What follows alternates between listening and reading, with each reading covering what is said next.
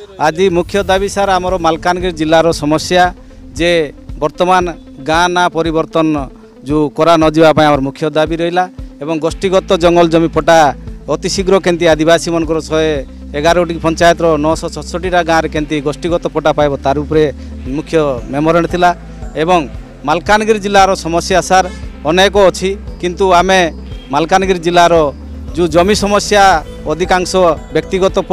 पटा हो कि गोष्ठीगत पटा हो एवं व्यक्तिगत पटारे जो मांडी समस्या एवं सार समस्या ए विषय आम टोटाल जिलापाल को अवगत करिछि एवं आमे महामहिम राष्ट्रपति एवं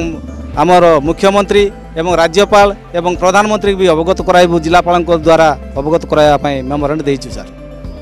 आमर ये 32 कोटी दाबी पूरण आम देइछु 32टा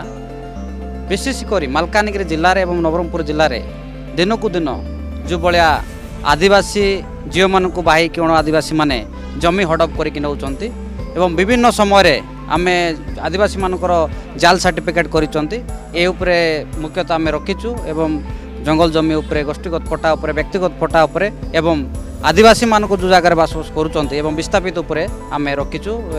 रखिकी आम जदि दाबी पूरण न हुए आगामी दिन में गला वर्ष आपण तो देखी मालकानगिरी जनसमुद्र हो जाता से भाई आम जदि न शुणती सरकार ताहले आम आसिकी आधार